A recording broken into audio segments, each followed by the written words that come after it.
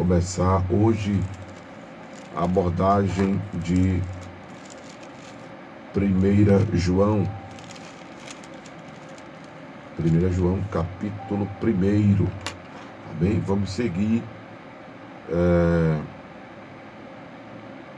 com esse formato de eu estar lendo o trecho que vamos estar abordando. Nessa ocasião, vamos ler o capítulo 1 todo. Ele é curto, diferente do 12, que é mais longo. Vamos dividi-lo em algumas etapas. Né? 1 João, capítulo 1, versículo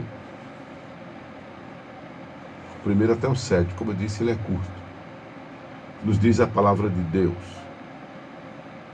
o que era desde o princípio, o que vimos com os nossos olhos, o que temos contemplado, e as nossas mãos tocaram a palavra da vida, porque a vida foi manifestada e nós a vimos e testificamos dela. E vos anunciamos a vida eterna, que estava com o Pai e nos foi manifestada.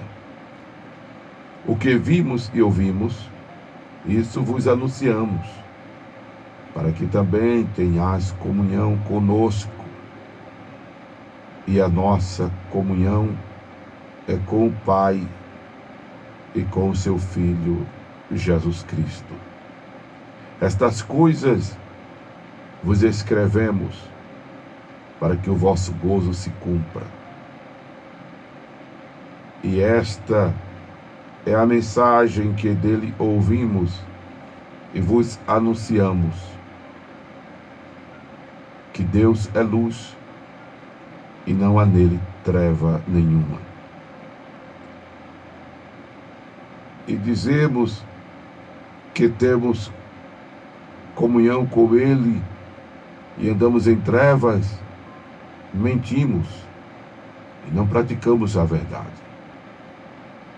Mas se andarmos na luz como ele na luz está, temos comunhão uns com os outros, e o sangue de Jesus Cristo, seu Filho, nos purifica de todo pecado. Se dissermos que não temos pecado, enganamo-nos a nós mesmos e não há verdade em nós.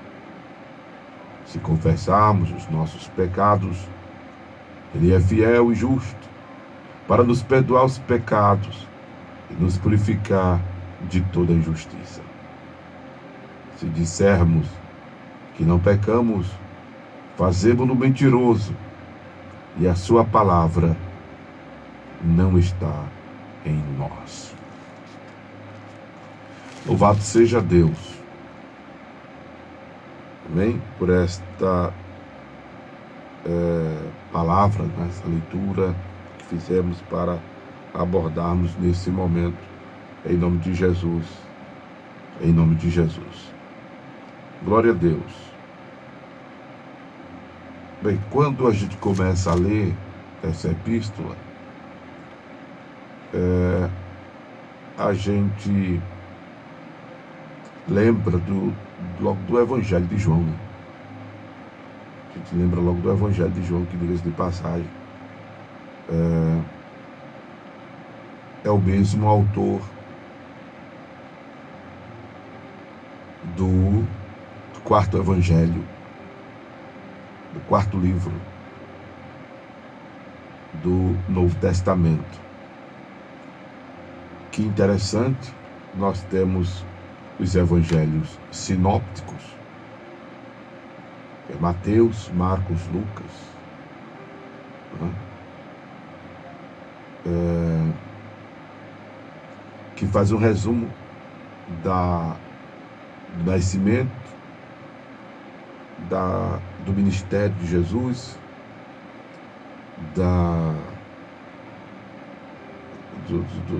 dos milagres, né, do ministério, da morte e da ressurreição.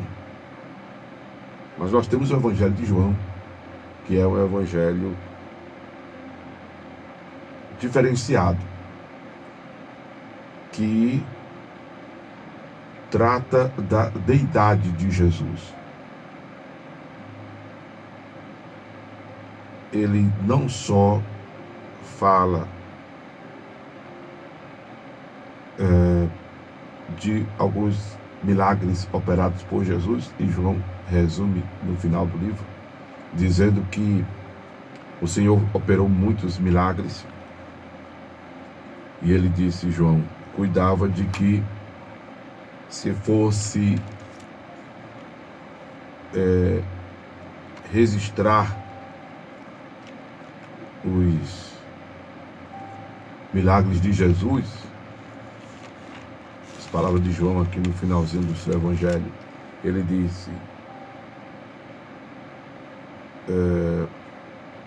cuidava de que ainda o mundo todo não poderia conter os livros que se escrevessem, porque foi muitos milagres que Jesus fez. E aí ele trata, sobretudo, né, da deidade de Jesus Cristo. Ele trata do fato de que Jesus é Deus.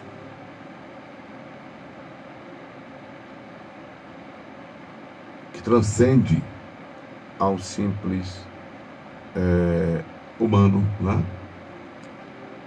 Ele trata exatamente que ele estava na terra como 100% homem, mas também 100% Deus. Claro que ele morre como ser humano, porque Deus não morre, né?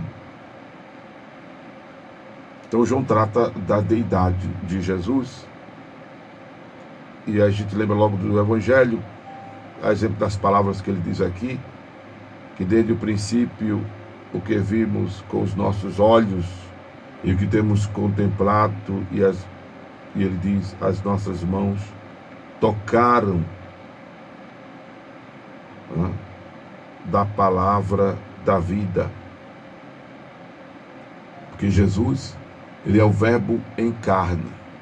Jesus, ele é Deus em forma humana. Como está escrito, no princípio era o verbo estava com Deus, aí é a palavra, né? E o verbo era Deus. Aí ele diz no versículo 14, e o verbo se fez carne. O verbo se fez carne e habitou entre nós, e vimos a sua glória como a glória do unigênito do Pai. Então João trata exatamente deste assunto, de mostrar Jesus, que é o Emanuel, Deus em carne conosco.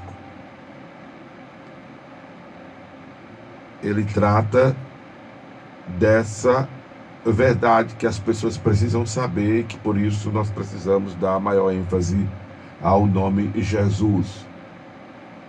Porque já diz o escritor aos Hebreus que nele, em Jesus, habita corporalmente toda a plenitude da divindade. Jesus não é um espírito evoluído, Jesus não é um ser humano que chegou a uma evolução assim, de contemplação, de santidade e tal. Não, Jesus é Deus em forma humana. Jesus não é uma segunda divindade, Jesus é Deus em forma humana. João trata disso. João trata disso, né? E eles tiveram o privilégio de ver, de apalpar, de tocar Jesus.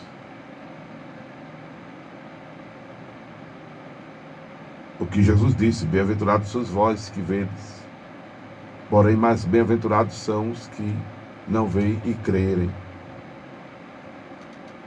Uma vez, se eu não me engano foi Filipe, que chegou para Jesus e disse, mostra-nos o Pai. E aí Jesus respondeu e disse-lhe, estou convosco este tempo todo, e não vedes que estou no Pai e o Pai está em mim? Vede ao menos pelas palavras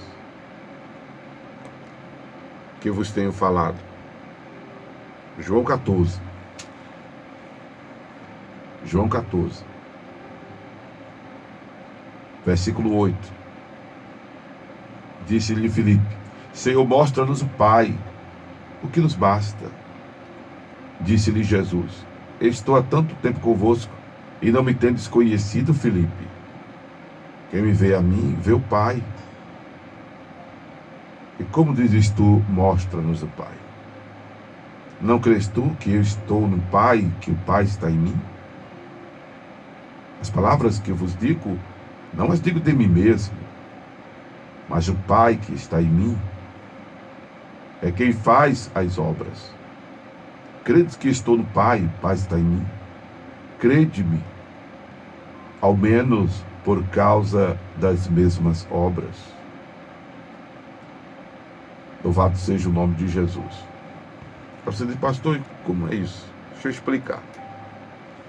De forma bem simples para você entender.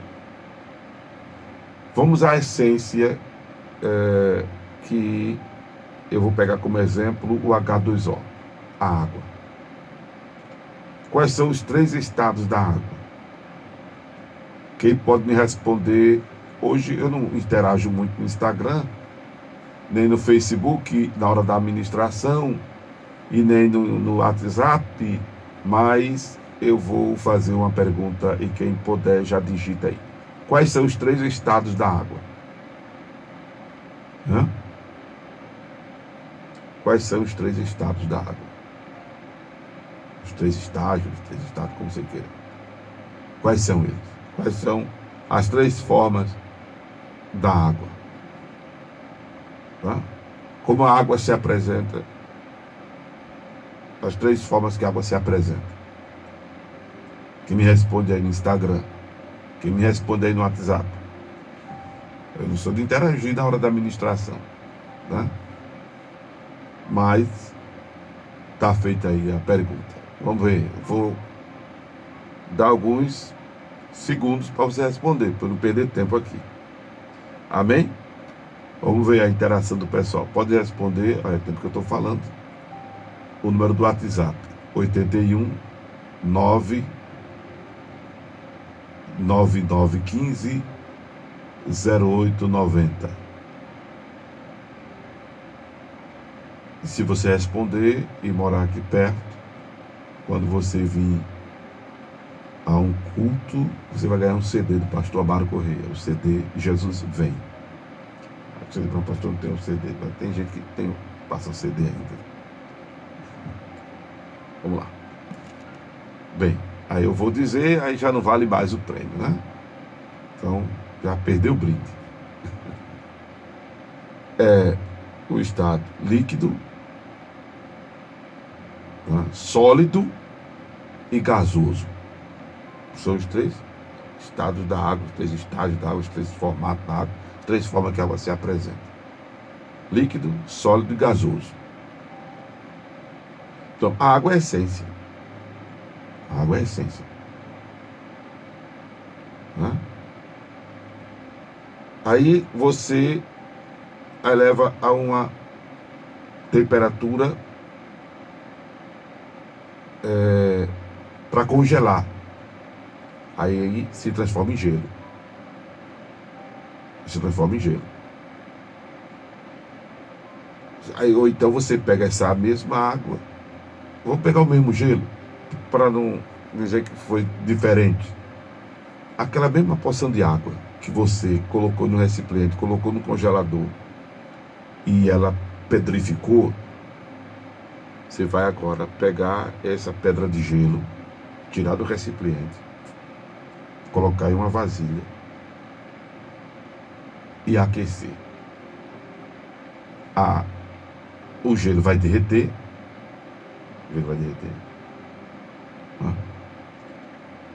Vai criar ali um nível de água. e você vai deixar fervendo. E da proporção, e vai tampar. Vai tampar. Na proporção que a água for fervendo, poderia até nem tampar, né? Mas para a gente ter a experiência do outro formato da água. Né? Aí ela vai secando, vai secando, vai secando. Pronto, secou, você desliga o fogo e pega a tampa lá da vasilha. Você vai ver que a tampa suou. A tampa suou. Como foi que essa água veio para a tampa? Em forma de gás. Né? As gotículas, o vapor. Aí você teve agora um outro momento da água. Teve o líquido, o sólido e agora o gasoso. Ela evaporou, subiu para a tampa. Eu mandei pedir botar a tampa para a gente perceber que ela subiu desse formato. Mas é a mesma água. Que se não tivesse a tampa, ela ia estar por aí. Ela ia estar no ar. Não é? Observe que foi a mesma água. Então é importante entender que Deus é a essência. E ele se manifesta de diversas formas. Nós temos o anjo do Senhor no Velho Testamento. E no Velho Testamento nós temos vários nomes de Deus. E não são vários deuses, é apenas um Deus. Sabaoth, Miskadinsky, Sabaoth, Miskadinsky, Elohim, né? El Shaddai, enfim, temos vários nomes, mas é o mesmo Deus se manifestando de formas diferentes. Cada nome é atribuído a uma manifestação de Deus. Quando José quis deixar Maria em segredo, o anjo do Senhor apareceu para José, e o anjo do Senhor no Velho Testamento é uma teofania, é uma manifestação de Deus em forma de anjo, não é um anjo, apenas um mensageiro, não é um anjo comum. Era o único anjo que recebia adoração no Velho Testamento, o anjo do Senhor. E aí, ele aparece para José, quando queria deixar Maria em segredo, e diz a José que recebesse Maria como esposa, porque o que estava gerado nela era do Espírito Santo. E ela daria luz ao menino, em cumprimento ao que disse o profeta Isaías, que a virgem conceberia e daria luz ao menino, e o seu nome seria Emanuel, que é Deus conosco, e colocaria o seu nome de Jesus, porque ele salvaria o seu povo dos seus pecados. O nome Jesus significa Salvador. Então, estamos falando da mesma pessoa. Aí você diz, e o Espírito Santo, pastor? A terminologia santo, que a gente conhece comumente como santo, mas ele é também chamado do Espírito da Verdade. E aí Jesus diz, porque ele guia na verdade. Ele também é chamado Paráclito, ou Paracleto, como alguns dizem, porque ele é o que consola. Mas ele é também chamado Espírito de Deus, Espírito de Cristo. E santo porque santifica. E santo porque santifica. Então, estamos falando da mesma pessoa. Não estamos falando de personalidades diferentes. O grande problema da teologia da Trindade é que ela diz que são três pessoas distintas. Ora, se são distintas, são diferentes. Diferentes. Estou me referindo aqui a três dedos, porque um maior do que o outro, um mais gordinho que o outro, um com as digitais diferentes do outro. Distinto é diferente. E Deus, que é título de grandeza, de soberania,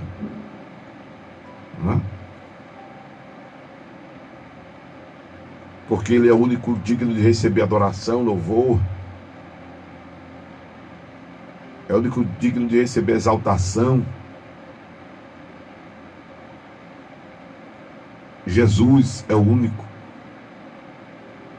O Espírito Santo que a gente fica, eu digo as pessoas, né, ficam, oh, o Espírito Santo, mas Jesus disse que essa a função do Espírito Santo é de fazer as pessoas glorificarem a Jesus e não glorificarem a Ele mesmo. Desculpa quem vive dando bom dia para o Espírito Santo, boa noite para o Espírito Santo, boa tarde para o Espírito Santo. Desculpa quem fica orando ao Espírito Santo. Mas essa não é a função do Espírito Santo. Jesus ensinou que esse movimento do Espírito Santo é nós convergemos as nossas atenções para Jesus. Entende? Mas como, pastor? Então, se a mesma pessoa está tudo em casa, bem, supostamente sim, né? Porque é a mesma pessoa, mas estamos falando da função da manifestação. Da função da manifestação, ou seja, da atribuição, a manifestação. Sabe o que é atribuição? A atribuição é aquilo que é pertinente a. Não é? Por exemplo, deixa eu dar um exemplo. Deixa eu dar um exemplo. Para mim seria mais fácil dar um exemplo na área da saúde. Não é? Porque, por exemplo, o médico tem uma atribuição, o enfermeiro tem uma outra atribuição e o técnico de enfermagem tem uma outra atribuição. O conselho de medicina, né, diz quais são as atribuições do médico. O COREM diz quais são as atribuições do enfermeiro e do técnico de enfermagem. O manual da gente diz o que é competência de cada um fazer. Um técnico faz de repente alguma coisa que o enfermeiro faz, porque ele de repente se preparou, fez uma especialização para aquilo. Mas o que é de competência sua como técnico? De competência sua como técnico. Ele pode até ajudar o enfermeiro a fazer alguma coisa, como o enfermeiro ajudar o técnico. Mas cada um, é como diz a história, cada um no seu quadrado. Então, o que eu quero dizer a você, meu irmão, minha irmã, é que Jesus, não é coisa da minha cabeça, é o ensinamento de Jesus. O Espírito Santo, ele guiaria em toda a verdade, guia em toda a verdade. E em outro momento Jesus disse, em João capítulo 16 e capítulo 17, que o Espírito Santo, ele viria para convencer o mundo do pecado, da justiça e do juízo, e para guiar em toda a verdade. João capítulo 16, eu estou lendo. E em outro momento, Jesus disse que o Espírito Santo o glorificaria. Por que Jesus? Porque Jesus é o nome dado ao corpo que foi sacrificado por nós pecadores. Deus em forma humana salvando o ser humano. O Espírito Santo é Deus agindo em nós para nos deixar cientes dos nossos pecados e pedirmos-lhe perdão. E nos fazer entender a encarnação do Verbo. E nos fazer entender os princípios, os valores e as verdades divinas. Por isso que é o Espírito da verdade. Nos trazer consolo, através da palavra. nos dá um entendimento, nos terapeutizar existencialmente. Olha, eu digo a você uma coisa. Eu sempre indico para as pessoas, um profissional da saúde mental, um psicólogo, não é? É matéria da qual também nós somos estudiosos, mas eu quero dizer a você o seguinte: você precisa buscar a Deus, você precisa buscar a Deus, para que Ele lhe ajude a se reconectar com você mesmo e com os céus. Você precisa buscar a Deus para que haja sanidade mental. Você precisa buscar a Deus para que haja uma homeostase, um equilíbrio em sua mente e o seu cérebro. Isso reverberar, isso será refletido em seu corpo, em sua existência, em seu dia a dia. Você precisa de Deus. Você precisa dessa relação com Deus, dessa atuação do Espírito Santo. Louvado seja o nome de Jesus. E aí o Espírito Santo, ele nos guia na verdade, ele glorifica a Jesus, porque foi Jesus quem, que é Deus em forma humana, quem, amados irmãos, torna-nos aceitos por Deus. É o lado, deixa eu falar assim para você entender, é o lado tolerante de Deus, porque Deus é santo, santo, santo.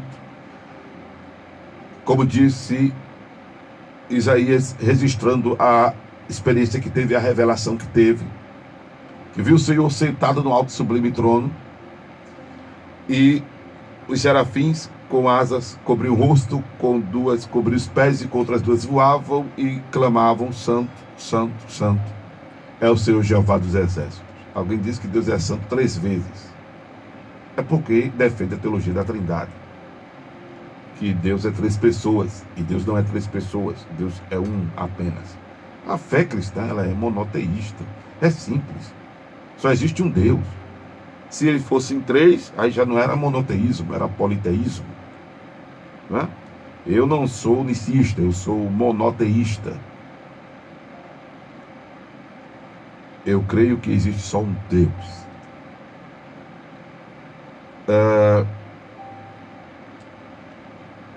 Deixa eu voltar aqui, né? Que ele não é santo em quantidade, ele é santo em qualidade, ele é absolutamente santo. E o profeta Abacuque diz que Deus é tão puro de olhos que ele não vê a iniquidade, ele não vê o pecado. Por isso que quando Adão comeu da árvore da ciência do bem e do mal, né? A Bíblia diz que na manifestação do Senhor lá no Éden, ele pergunta: Adão, onde estás? Não é que Deus não sabia onde Adão não estava, não é que Deus não estivesse vendo Adão. Isso é para entendermos que o pecado fez uma separação entre o homem e Deus. Isso é para entendermos que o pecado gerou um distanciamento, que a Bíblia chama de morte espiritual. Porque de Deus ninguém se esconde. Salmo 139. Se subirmos ao céu, Ele está. Se fizermos no céu a nossa cama, Ele está lá também. Se nós pensarmos que a noite nos esconderá de Deus, a noite para Ele resplandecerá como o dia, porque as trevas e a luz para Deus são a mesma coisa, no sentido de ninguém se esconde de Deus. Deus vê tudo. Deus sabe tudo. Mas o registro do manifesto lá no Éden é para nós termos uma ideia que o pecado faz separação entre o homem e Deus. Por causa da santidade de Deus, que não tolera o pecado. E por Jesus Cristo,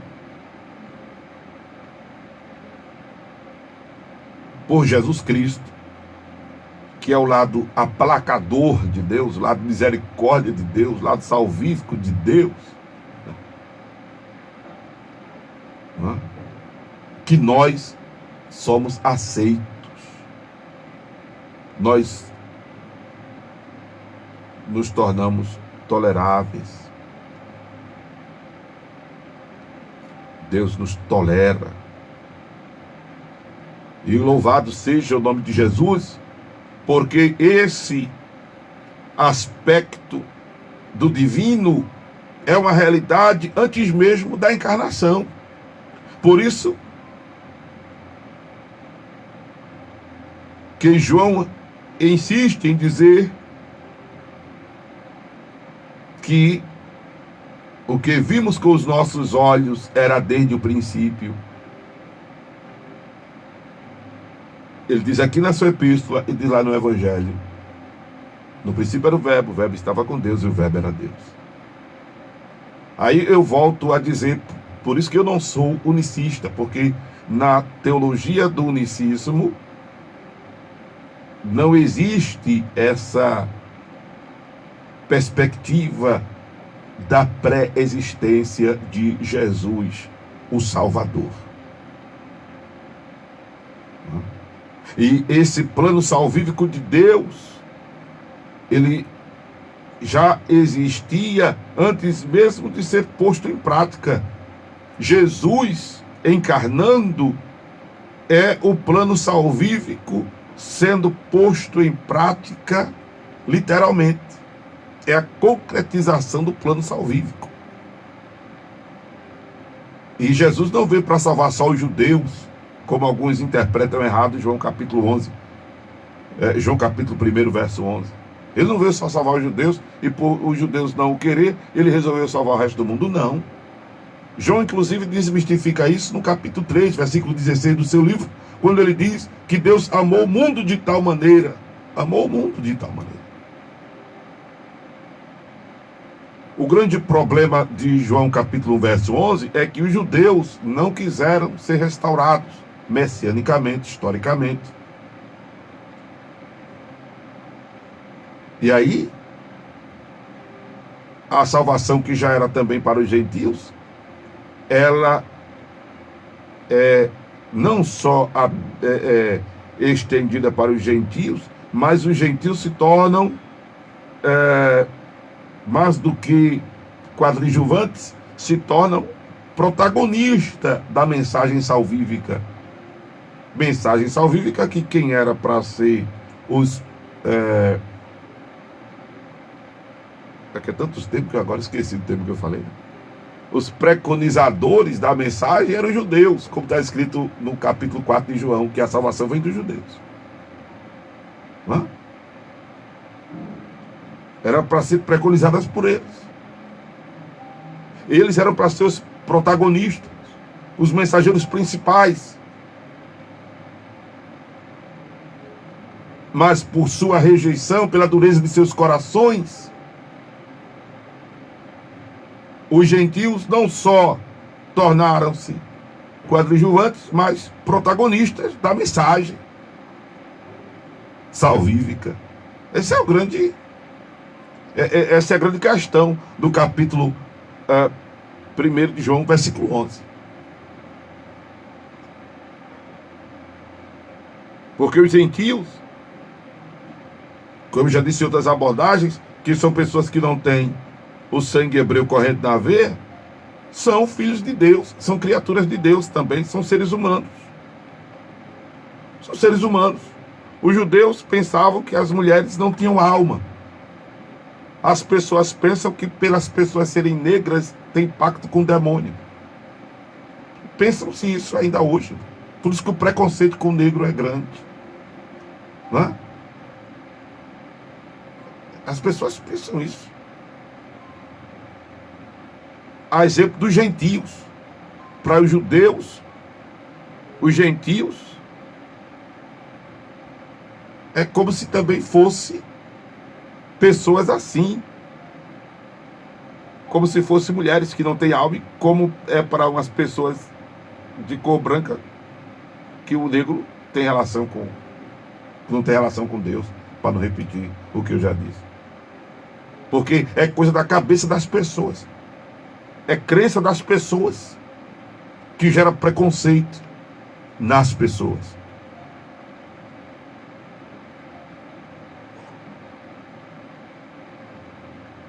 E não se engane, esses pensamentos predominam na cabeça de muita gente ainda nos dias de hoje. Tanto culturalmente, como teologicamente, como religiosamente, como espiritualmente. A predominância dessas ideias. Isso é um absurdo, né? Mas é fato. Eu sei o que eu vivo ainda hoje. Eu sei o que eu vivencio ainda hoje. É hora que dá raiva. Fazer o quê, né? As pessoas não têm entendimento, as pessoas não têm clareza bíblica, teológica, histórica, cultural, educação. Fazer o quê? Fazer o quê?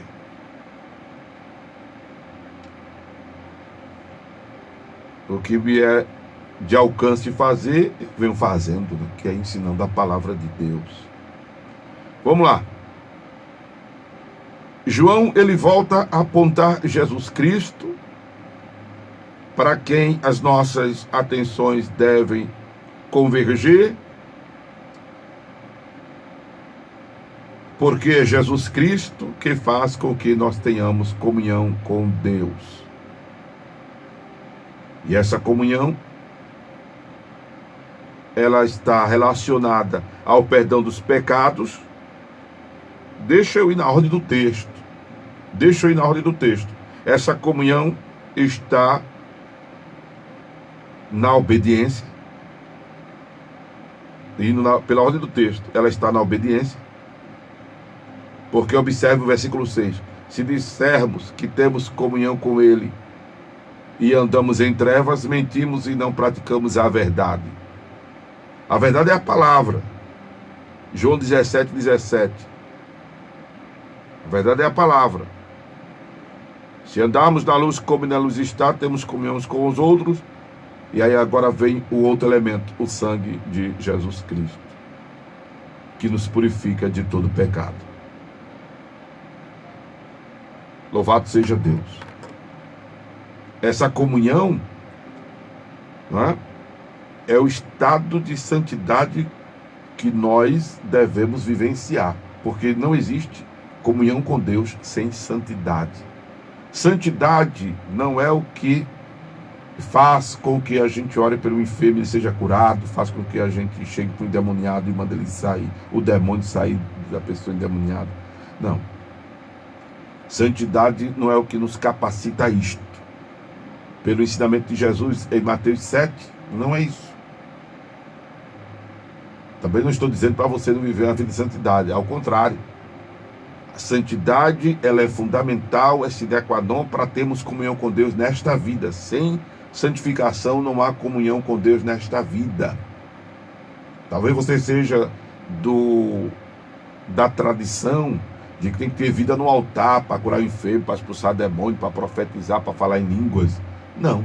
Mateus capítulo 7, a gente vê que não. Porque no dia do juízo, muita gente vai chegar para o Senhor e vai dizer: mas Senhor, no teu nome profetizei, curei, falei línguas, expulsei demônio. Jesus vai dizer para muita gente: apartai-vos de mim. Apartai-vos de mim, vós que praticais a iniquidade. Ou seja, as pessoas em pecado, curando enfermo, em pecado expulsando demônio, em pecado profetizando, em pecado falando em línguas estranhas. Se é estrambólica, não sei, o texto diz que é estranha. Em pecado, fazendo um monte de coisa. E pode, pastor. A Bíblia diz que sim. Agora, para ter comunhão com Deus e salvação, aí é outro departamento. Aí são outros 500.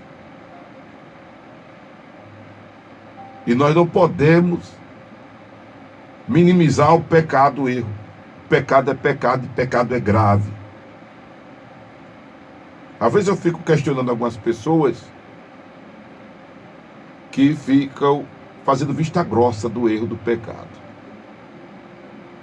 Aí eu questiono as pessoas, aí eu me questiono, mas também quem sou eu, né? Para questionar isso. Só que isso me incomoda. Isso faz com que eu me sinta cobrado a viver em santidade, a procurar ser obediente. Isso me incomoda. É onde eu tenho receio de não ser coadjuvante deste cenário dos que vão ouvir o apartai-vos de mim.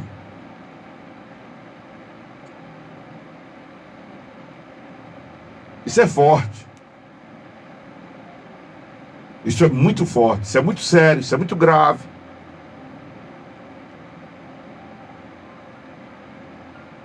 Não estou com isso desalimentando o fascínio pelas línguas estranhas e pela manifestação do poder de Deus. Ao contrário, cuide para não perder o fascínio, o desejo, a vontade de falar em línguas estranhas, porque quem fala em línguas estranhas fala em mistério com Deus, edifica o seu espírito. É uma experiência extraordinária e sabe o que eu estou falando, quem já falou ou fala em línguas estranhas de verdade. Aleluia, aleluia, aleluia. Deseje a manifestação dos dons espirituais. Deseje a manifestação do poder de Deus através da sua vida, para o nome dele ser glorificado. Deseje poder de Deus para impor as mãos e curar os enfermos. Deseje autoridade para chegar para uma pessoa endemoniada e dizer: demônio, sai desta pessoa. Deseje autoridade, deseje as manifestações dos dons do Espírito Santo para que o nome do Senhor seja glorificado. Deseje. A gente vê muita busca hoje pelas coisas materiais. A gente vê muitas vigílias, muitos jejuns, muitas campanhas, muitas correntes em função dos problemas sociais da gente. A gente não vê muito empenho pela busca dos dons. A gente não vê muito empenho pela busca da manifestação do poder de Deus. Mas deixa eu passar para vocês um princípio bíblico, entre tantos outros que eu tenho passado. Que quando a gente cuida de fazer o nome do Senhor ser glorificado, Ele cuida de nós em todas as áreas, em todos os sentidos, em todos os aspectos das nossas vidas. Eu fiquei muito feliz em ouvir hoje uma pessoa dizer: pastor, me alegro com a conversão de vidas. Eu me alegro quando a pessoa liga para nós pedindo oração. É o que faz essa programação estar no ar. É o que faz essa obra ainda existir. Porque se dependesse do maligno, essa porta já tinha se fechado. Se dependesse do maligno, eu não estava aqui, amados, falando-lhes a palavra de Deus. Mas como nosso intuito é glorificar o nome do Senhor, a gente vive muitas vezes na base do maná. Na base do maná a gente vive. Sabe o que é o maná, irmão? Lembra do maná? Era aquela porção por dia. Era aquela porção para o dia. A gente estava... Eu posso dizer isso aqui? Posso dizer isso aqui? Hã? A gente estava com uma pendência. E que hoje, pela misericórdia de Deus, uma pessoa fez uma oferta, foi o que resolveu a gente resolver a nossa pendência. Teve que ter muita sabedoria para dizer isso, né? A gente estava com uma pendência, irmão. A gente estava com uma pendência aqui. Tá? E meu Deus, e agora? Já venceu o prazo. Jesus, e agora? Mas uma pessoa mandou uma oferta hoje. Glória a Deus por isso. Que a gente acabou de resolver a pendência. Louvado seja o nome de Jesus. Sabe por que isso, irmão? Porque é para a glória de Deus que essa porta está aberta, que essa obra está no ar. Então glorifique a Deus. Ai, pastor, não é fácil.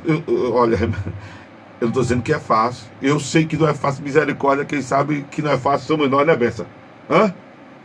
Não é não, Bessa? Quem sabe que não é fácil somos nós.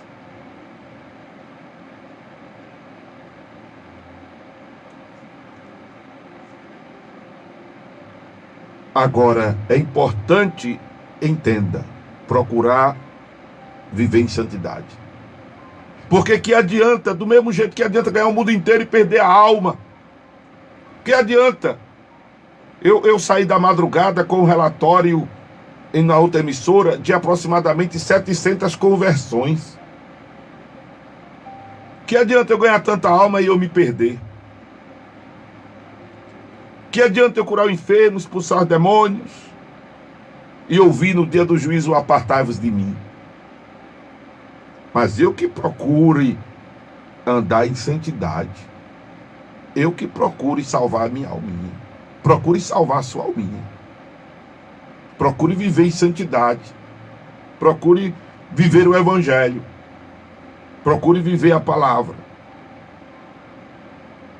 E o sangue de Jesus Cristo, seu Filho, nos purifica de todo pecado.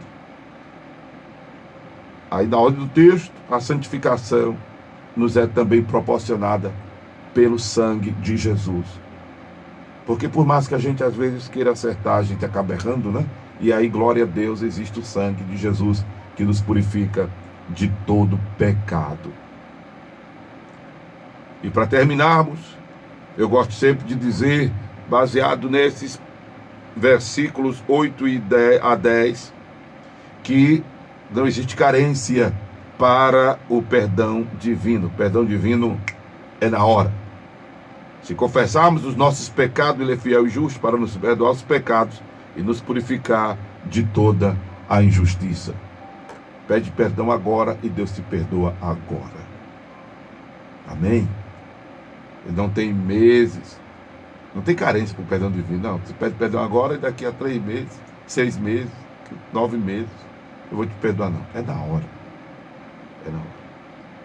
Louvado seja o nome de Jesus por isso. E por que nós devemos estar mais mencionando o nome de Jesus? Exatamente porque Jesus, amados, é Deus em forma humana que morreu por nós. E essa atenção a Jesus deve ser maior, porque sem Jesus não haveria salvação. Se Deus não tivesse encarnado, se Deus não tivesse se transformado em carne, não tinha salvação. Não tinha perdão de pecado, porque sem derramamento de sangue não haveria remissão de pecados. Entende agora? Por isso que o Espírito Santo, que é Deus, ele faz com que as nossas atenções se convirjam a Jesus, se voltem para Jesus, se direcione para Jesus, porque Jesus é Deus em forma humana e nele habitou corporalmente toda a plenitude divina. Bem, se esta palavra lhe trouxe consolo, exortação, edificação, alegrou o coração, aí o que você ouviu ao seu ouvido foi a voz de Amaro Correia, mas o que falou ao seu espírito foi a voz de Deus, a voz do divino.